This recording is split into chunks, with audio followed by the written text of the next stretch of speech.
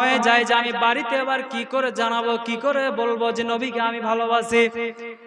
এই চিন্তায় ওই ইহুদির ছেলে চিন্তা করে যে বাড়িতে এবার কি করে বলবো, বললে তো আমি মরে যাব, মেরে ফেল দিবে। এই রকম চিন্তা করে বাড়িতে যাওয়ার পরে আপনার দেখে বাপকে বলে, কিন্তু কোনো কাম হয় না। চিন্তা করে যে বাপকে যদি বলি তাহলে হয়তো রেগে যাবে। কিন্তু বেরাদার ওই ইহুদির ছেলের শরীরটা অসুস্থ হয়ে গেল। চিন্তা করতে করতে নবীর মহব্বতে পড়তে পড়তে পড়তে পড়তে এত মহব্বত করে ফেলেছেন যে আমার নবীর চিন্তায় সে চিন্তিত হয়ে গেছে। নবীর চিন্তায় চিন্তিত হয়ে যাওয়ার পরে তার শরীরটা দুর্বল হয়ে গেছে, অসুস্থ হয়ে গেছে। অসুস্থ হয়ে যাওয়ার পরে ওই ইহুদির ছেলে বাড়িতে বলতে পারে না। তার পিতামাতা চিন্তা করে যে আমার ছেলের হলো তো হলো কি, কোনো কষ্ট বুঝতে পারে না, কিছু এমন হয়েছে তাও চিনতে পারে না, শরীরটা কেন তো খারাপ হয়ে গেল। ইহুদির ছেলে চিন্তা করে বাড়িতে এবার হয়তো বলে দেব।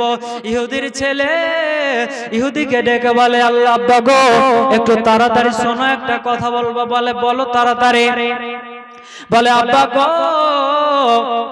আমি চিন্তা করছি, এই কারণে আমি আপনার কাছে একটা জিনিস চাইবো, জিনিসটা আমাকে দিবেন কিনা। ইহুদি শুনে অবাক হয়ে গেল, আমি এত বড় লোক, এত টাকা পয়সা আছে, এত ধন দৌলত আছে, তুই এমন কি চাইবি যে আমি দিতে পারবো না? একটু তাড়াতাড়ি করে আমাকে বল, আমি এনে দেব। সঙ্গে সঙ্গে ইহুদির ছেলে বললে, আব্বা গো, যেই নবীকে তুমি সহ্য করতে পারো না, যেই নবীকে তুমি ভালোবাসতে জানো না, সেই নবীকে আমি আমার কাছে পেতে চাই। আমি নবীকে দেখতে চাই, নবীর উপরে মহব্বত করে ফেলেছি, নবীকে আমি ভালোবাসি। যেমন এই কথা শোনা ইহুদি একেবারে অবাক, যে নবীকে আমি দেখতে পারি না, যে নবীকে আমি সহ্য করতে পারি না, এই ইহুদির ছেলে এই নবীকে মহব্বত করেছেন। তাই ইহুদি বলছে, তুই নবীকে কেন ভালোবাসলি বল, আমি এটা কোনোদিনও করতে পারবো না। কিন্তু একটাই মাত্র ছেলে দেখবেন যার থাকবে, একটা যদি ছেলে থাকে যাই চাই তাই দেয়। তাই ইহুদির একটাই মাত্র ছেলে বলছে, আব্বা গো, তুমি যদি না দাও তাহলে জানবো যে তুমি আমাকে ভালোবাসো না। এই কারণে ওই ইহুদি চিন্তা করতে লাগে, আল্লাহ গো, যে নবীকে আমি সহ্য করতে পারি না, যে নবীকে আমি আপনার মনে রাখতে পারি না, সেই নবীকে আমার ছেলে মহব্বত করেছে, আমি কি করে এনে দেব, কি করে ভালোবাসে বলে দেব। ও ইহুদির ছেলে বলছেন, আল্লাহ আব্বা গো, আপনি তাড়াতাড়ি আমার বিশ্ব নবী রহমাতুল লিল আলামিন নবীর কাছে তাড়াতাড়ি জানান, নবীকে আমার কাছে নিয়ে আসেন।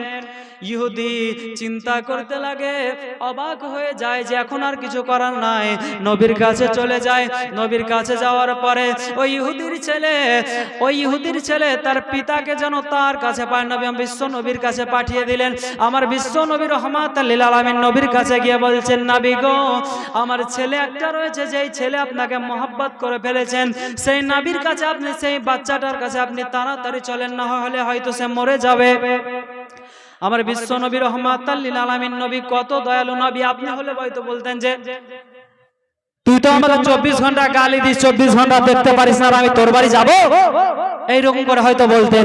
কিন্তু আমার বিশ্ব নবী রহমাতুল লিল আলামিন নবী বলছে, চলো চলো তাড়াতাড়ি করে ওই ইহুদির ছেলের কাছে আমার বিশ্ব নবী আসেন। বিশ্ব নবী আসার পরে দেখে বাচ্চাটা একেবারে অসুস্থ হয়ে গেছে, ছেলেটা চিন্তায় চিন্তিত হয়ে আছে। এ বেরাদার, আমার বিশ্ব নবী রহমাতুল লিল আলামিন নবী বলতে আছেন যে, বাচ্চা, এ ছেলে, তুমি তাড়াতাড়ি কলমা পড়ে নাও, কারণ তোমার এখনই মৃত্যু হতে চলেছে, তুমি এখনই মারা যাবে, তাই কলমা পড়ে নাও। ইহুদির ছেলে বলে, নবী গো, আমাকে তাড়াতাড়ি কলমা পড়িয়ে দেন, কলমা পড়িয়ে দেন, আমাকে মুসলমান করে নেন। আমি আপনার মহব্বতে এত পড়ে গেছি, এত ভালোবেসে ফেলেছি, আমি আপনাকে ছাড়া থাকতে পারবো না। আমার বিশ্ব নবী রহমাতুল লিল আলামিন নবী কলমা পড়াতে আছেন।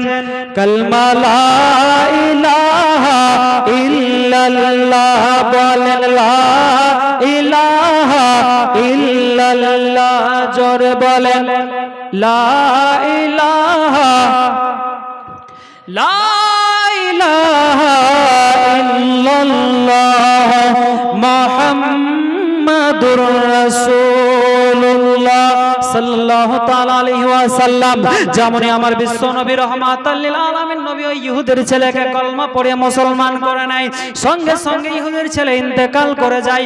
ইন্তেকাল করার পরে ইহুদি বলে, নবী গো, আমরা হলাম ইহুদি মানুষ, আমার ছেলেটাকে আপনি নিয়ে চলে যান আর দাফন করে দেন। আমার বিশ্ব নবী রহমাতাল লিল আলামিন নবী বাচ্চাটাকে কোলে করে ঘাড়ে করে নিয়ে যে আপনার জানাজা খানায় উপস্থিত হয়ে গেলেন। উপস্থিত হওয়ার সময় আমার বিশ্ব নবী রহমাতাল লিল আলামিন নবী যখন বাচ্চাটাকে এরকম ঘাড়ে করে নেন, তো ঘাড়ে করে নেওয়ার পরে আমার বিশ্ব নবী যে পায়ের গুড্ডা রয়েছে এই গুড্ডাটাকে চেড়ে চেড়ে চেড়ে চেড়ে হাঁটছে। জোরে বলুন সুবহানাল্লাহ।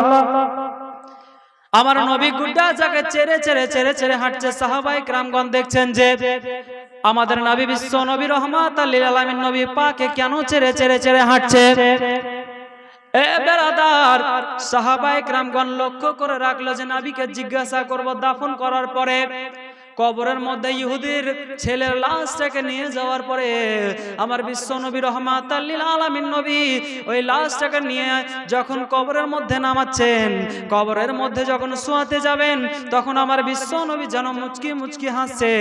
আমার নবীর হাসি দেখে সাহাবায়ে কেরামগণ অবাক হয়ে যায়, চিন্তায় পড়ে যায়, আমার নবী কেন এরকম করে হাসছেন, নবী কেন হাসতে আছেন। দাফন কাফন হয়ে গেল, দোয়া খায়ের হয়ে গেল। তারপরে যখন সমস্ত মানুষ ওই জানাজাখানা থেকে বাহির চলে আসে, আমার বিশ্ব নবীও বাহির চলে আসে, তখন সাহাবায়ে কেরামগণ জিজ্ঞাসা করে, ইয়া রাসূলুল্লাহ, ইয়া হাবিবাল্লাহ, নবী গো, আমরা দেখেছি যত জানাজা পড়াচ্ছেন কখনো এইরকম ভাবে কাজ করেননি, আজকে কেন আপনি পায়ের গুড্ডাটাকে চেড়ে চেড়ে চেড়ে চেড়ে হাঁটছিলেন।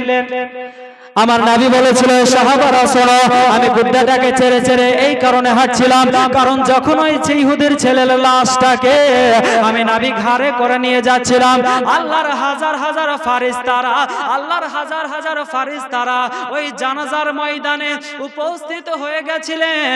তাই আমি বিশ্ব নবী রহমাতাল লিল আলামিন নবী চিন্তা করলাম, এত ফারিস্তাদের ভিড়, এত ফারিস্তা থাকার কারণে তাদের যেন কোনো অসুবিধা না হয়, তাই জন্য আমি বিশ্ব নবী রহমাতাল লিল আলামিন নবী পায়ের গুড্ডাটাকে চেড়ে চেড়ে চেড়ে হাঁটছিলাম।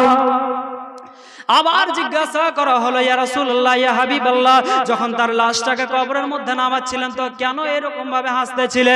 আল্লাহর নবী বিশ্ব নবী বলে, এ আমার সাহাবারা শোনো, ওই বাচ্চাটার ওই ছেলেটার লাশটাকে যখন আমি কবরের মধ্যে নামাচ্ছিলাম, আমি দেখতে পেলাম যখন কবরের মধ্যে তার লাশটাকে নামায়, হুর গেলে মান ফারিস্তারা একে অপরকে ঠেলাঠেলি করছে, ধাক্কা ধাক্কি করছে। ও বলছে আমি আগে মুখ দেখবো, ও বলছে আমি আগে মুখ দেখবো। এইটা দেখার জন্য আমি বিশ্ব নবী নিজেকে থামাতে পারলাম না, তাই আমি বিশ্ব নবী একটু হেসে দিয়েছিলাম। মহব্বতে পড়েন সুবহানাল্লাহ। তাহলে একটা ইহুদির ছেলে কলমা পড়ে যদি জান্নাত যেতে পারে, আপনি তো আমি পাক্কা সুন্নি, আপনি তো আমি পাক্কা আলা হযরতকে মাননে ওয়ালা, আপনি আমি তো পাক্কা নবীর আশিক, না আমরা কেন জান্নাতে যাব না, আমরা কেন জান্নাত পাবো না? জোরে বলেন ঠিক কিনা? তাই ওই নবীর মহব্বতে আমি একটা নাত পড়তে চাই, সেই নবীর মহব্বতে